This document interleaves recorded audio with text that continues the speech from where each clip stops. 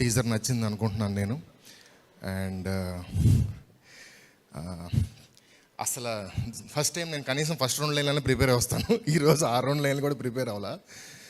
So ఈ cinema నేను almost ఒక 3 ఇయర్స్ నుంచి నా మనసులో ఉండి చెయ్యాలి అని పట్టుదలతో, అంటే నేను నా కెరియర్ మొత్తం మీద ఒక సినిమాని ప్లేస్ చేయడానికి ఎంత కష్టపడ్డానో ఈ సినిమాని ప్లేస్ చేయడానికి అంతకంటే ఎక్కువే కష్టపడ్డాను.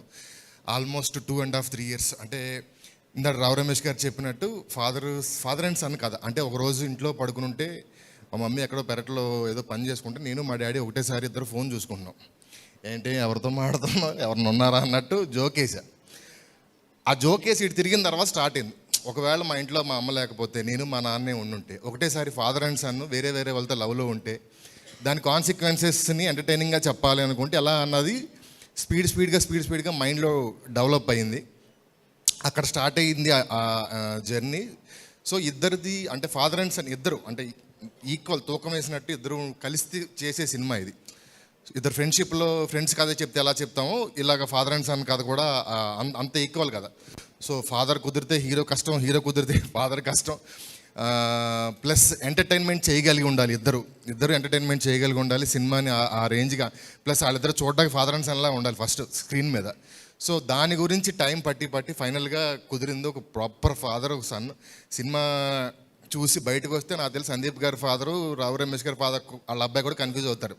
వీళ్ళిద్దరు నాకంటే వాడే కరెక్ట్గా ఉన్నాడంటే అంత బాగా వాళ్ళిద్దరు కెమిస్ట్రీ కుదిరింది. అండ్ ఈ సినిమాకి ఫస్ట్ నాకు వెలిగొండ సీన్ గారు ఒక సీన్ చెప్పాడు ఏదో మాటల్లో. ఆ సీన్ ఒకటి మైండ్లో ఉంది. తర్వాత ఈ ఐడియా వచ్చింది. ఆ రెండింటిని కలిపితే స్టార్ట్ అయింది జర్నీ.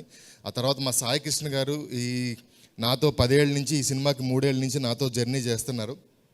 నేను సినిమాలో చేసే తప్పులు, నేను బయట చేసే తప్పులు, నేను చేయాల్సినవి ఉండాల్సినవి నన్ను కంప్లీట్గా అన్ని రకాలుగా గైడ్ చేస్తున్న నా టీచర్, నా గురువు 2 మా సాయికృష్ణ గారు. ఆయనకి స్పెషల్ థ్యాంక్స్ సార్.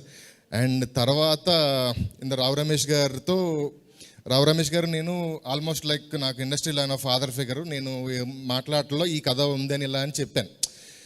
బట్ అది రావాలి ఆయన అన్నట్టు అవుతుందా జరుగుతుందా ఎప్పటికీ అన్నది మా ఇద్దరి మధ్యలో ట్రావెల్ జరుగుతూ ఉండగా రాజా గారు వచ్చారు. ఆయన ఈ సినిమా నచ్చి ఆయన పట్టుకొని ఈ సినిమాని ఎక్కించడానికి ఆయన పడ్డ స్ట్రగుల్ ఆర్ఎల్స్ ఎక్కిన తర్వాత ఈరోజు ఇక్కడ వరకు రావడానికి ఆయన ఒంటరి పోరాటం చేసుకుంటూ ఇంతవరకు వచ్చారు. నాకు తెలిసి సినిమా రిలీజ్ తర్వాత దీనికి 100 టైమ్స్ కాదు అట్లీస్ట్ 10 to 20 టైమ్స్ కాంపెన్సేషన్ అయితే 100% ఆయనకి ఉంటుంది ఈ సినిమాలో. ఈ సినిమా ఎలా వచ్చిందంటే నేను మొన్న మా ఫ్రెండ్ ఎవరో అడిగితే ఎలా వచ్చింది అబ్బాయి అంటే అదిరిపోద్ది అన్న, షూరా అన్నాడు. 100 రూపీస్ బాండ్ పేపర్ మీద రాసిస్తానని చెప్పా.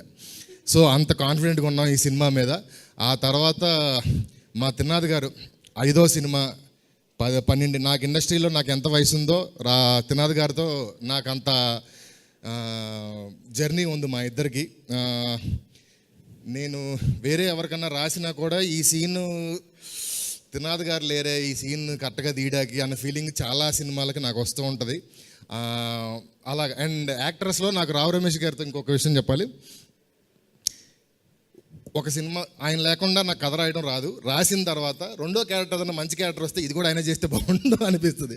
అలాగా యాక్టర్స్లో నాకు ఆయనతో ఆ లవ్ ఉంది. అండ్ తిన్నాది గారిది ఇంకా స్పెసిఫిక్గా చెప్పడానికి ఏం లేవు. మేమిద్దరం షర్టు ప్యాంటు లాంటి వాళ్ళు ఏది లేకుండా బయటకు వచ్చినా ఇంకొకటి బాగోదు. సో అది ఇలాగే మా జర్నీ కంటిన్యూ అవ్వాలి, అవుతుంది. అండ్ అన్షూజీ నాకు ఈ సినిమా నుంచి నాకు దొరికిన ఒక మంచి ఫ్రెండ్, ఫ్యామిలీ ఫ్రెండ్ లాగా. నాకు తెలిసి యూకేలో సీత ఉంటే ఆవిడలాగా ఉంటుందేమో. వచ్చిన దగ్గర నుంచి హస్బెండ్ పిల్లలు తప్ప ఏమీ ఉండదు. తిన్నా అదే, షూటింగ్ చేసిన అదే, ఖాళీ కూర్చున్న అదే. ఎవరికైనా ఒక వైఫ్ కావాలంటే నాకు తెలిసి అన్షు లాంటి వైఫ్ కావాలని నేను కోరుకుంటున్నాను. అంత హోమ్లీ అమ్మాయి తను. అండ్ రీతు గారు సినిమా అంతా చేసేసాం ఆల్మోస్ట్. బట్ మేము చాలా తక్కువ మాట్లాడుకున్నాం. మ్యాక్సిమం ఒక 10 హాయిలు 2-3 ఎలా ఉన్నారు తప్ప పెద్దగా ఏం మాట్లాడుకోలేదు.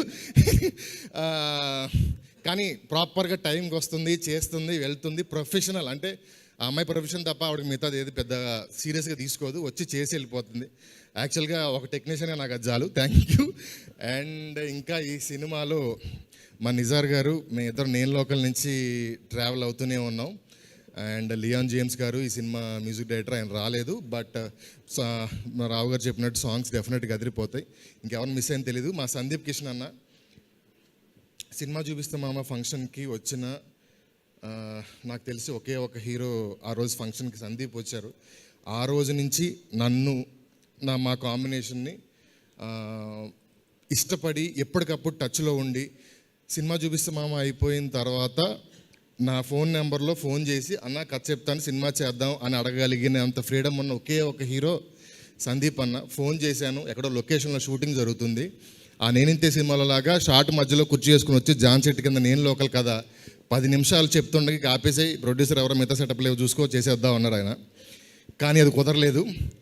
హలో గురు వారం రోజుల్లో షూటింగ్ వరకు వెళ్ళింది.